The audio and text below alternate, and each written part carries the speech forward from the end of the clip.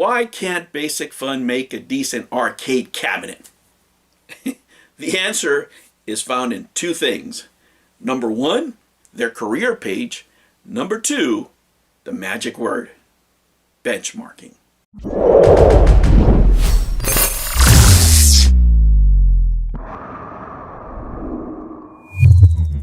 Hello humans, and welcome to another episode of Gen X Gamer. Guys, when you're going to produce something that's never been done, there is no benchmark.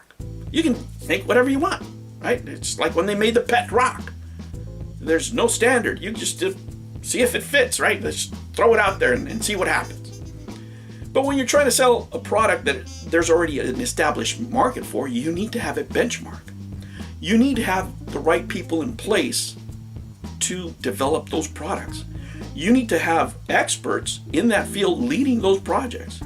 And if you don't have experts in the field, right, that have the knowledge to give you those benchmarks that you need to hire a consultant. Somebody that's an expert in the industry. Now, there's many YouTubers that think they're experts, right? Everybody's an expert on YouTube. I'm an expert, whatever channel that does arcade things are an expert. But, some of us, have different talents. Some of us are expert in building arcades, right? I'm a business consultant. I can give you that side of it. Somebody else maybe is an expert in electronics. But you need a team in order to develop a product like this, and you need a project manager that is putting the right people in place. Now, what happens a lot of times in this situation, right, is that when you see something like this, you already know that something's underfunded, right? You didn't get consultants, or the person in charge of the project maybe is not experienced in the market, right? And there is no benchmark when that happens, because they don't know the market. They have absolutely no idea what's going on. And that's the result that you're seeing with Basic Arcade, right? If I had to guess, whoever led this project just didn't know what they were doing. You needed a consultant, right? In this case, just for the sake of argument, even though I know some of you are going to get triggered, right? But this is like the most famous person that is a consultant, right? And that's John D. Right? Whatever you want to say about John D, he's an expert in getting licenses, as we've seen. And he has experience, not only with successes, but with failures, right? He's made some cabinets that have sold well, and some of them that didn't do so well for whatever reasons. So, a lot of things in any business is experienced not only by your successes, but failures teach you more, right? It's like when you take that test and you miss it by one. You remember that one question, right? You don't remember all the rest, but the one that made you fail, you remember that question. Regardless, guys, this is what's going on at Basic Fun, right? And I'm going to prove it to you right now. Let's look at this job listing. Remember when we were talking about Atari and I said the first place that I start with a company whenever I want to find out what's wrong, I go straight to their job listings, to their career page. Take a look at this. All right, guys, so what I'm looking for, whenever I look at these pages, I look at a work environment of a jack of all trades, right? You work a lot of companies, especially smaller companies, they'll tell you, we wear many hats. Forget about that. If you wear many hats, right, you're an expert at wearing many hats, but you're not an expert on everything, right? You're not an expert on anything, particularly if you have to do everything. So when you look at this job description, right, it's a product development. The product design manager will be responsible for overseeing the entire product life cycle from creation and or vetting of creative concepts through launch. Right, so you're managing the project, right, and you're looking at creative concepts, you're looking at everything. The position requires the ability to identify unique innovations that will provide standout products to meet market demands and company objectives.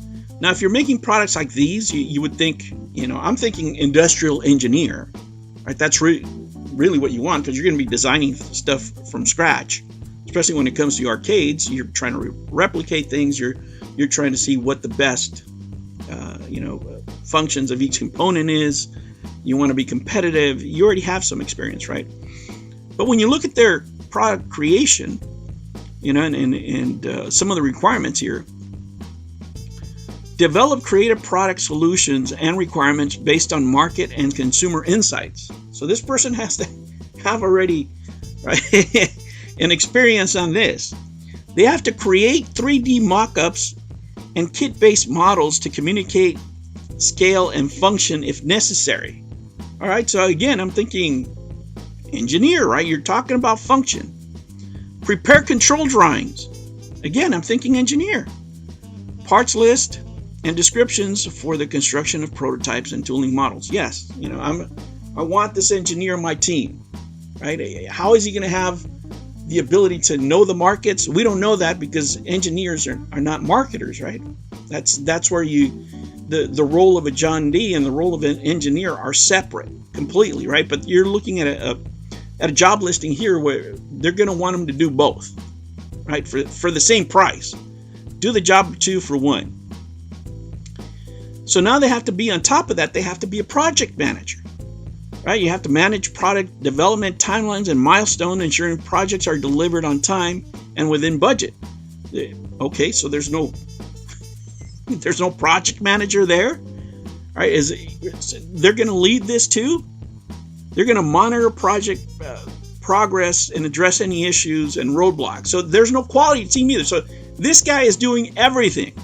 And on top of doing all these various duties, right, he's also going to perform other duties and special projects as assigned. Like if there isn't enough crap to do, right, what I described to you previously is already overwhelming. Right? It goes beyond the scope of what you usually would see in this type of role. But now they're going to throw anything they want at you. They're basically telling you here, you're going to do whatever we tell you. And for this, they want a bachelor's degree in industrial toy design? Not industrial engineer, right? Not a project manager. Industrial toy design. It's like a BFA. That's like a bachelor in arts, but where you're actually designing stuff. I mean, the whole thing doesn't make any sense, right? So when your job description, gives me all of this, and on top of that, you're going to work with licensors like Hasbro, Disney, Nintendo, Pokemon, Netflix, Coca-Cola. I mean, you're just a jack of all trades. So if you're not an expert on anything, right, you just have to be familiar with everything. You're not going to be you're not going to be able to be a master of the arcade scene because you have so many things to do, right? This is the product design manager, what I'm reading to you right here. Do you think this person right here is going to be able to give you the latest and greatest, on the market of arcades, or do you think he's going to need some help? Do you think marketing is going to have to step in there? Now, you can't do this. You can't. What you're seeing, as far as the arcade machines, is a product of the company philosophy. When you have a company philosophy of jack of all trades, you're gonna get jack. And why is that? How many hours do you think this person has to work a week? They're gonna burn them out. They're gonna burn them out. If you're in a job like this, you're gonna get burned out. If you have to work 6 days a week to accomplish everything, and you can't leave anything to anybody because you are the QC, right? You're the project manager, and you're the product designer. That's a recipe for disaster right there. You need to bring people in that are experts in the areas that you're trying to explore or do marketing in. So there is no clear message to me of what's going wrong with the product development and project development over at, Basic Fun than this job listing right here, because this tells me this is the company culture. And if this is the company culture, there's going to be a lot of burnout employees, and I bet you the turnover rates at this company are not the best. Now, guys, in your experience, how many people do you know that are experts in all those toys? All those toys, in addition to those toys, they're an expert in 3/4 arcade machines in the market. There isn't many, right? And even if there was somebody who had that overall experience, you still want an expert in that field. If you guys remember, what was that show, the pawn shop show, right? Whenever there was a particular item, they had an expert for every item. They didn't have one guy saying, oh, I know everything about everything. Even the owners of the shop that worked there, they would have to call somebody. That person wasn't coming over for free, right? The reason that person is coming is to tell you bad news, right? That might save you money if you knew it ahead of time. That's what consultants are. I mean, most of the time I'm telling you bad news. Sometimes you already know, before I even show up, you know that something's wrong because you're losing money. I'm there to charge you more money, but I'm going to save you money with what I know.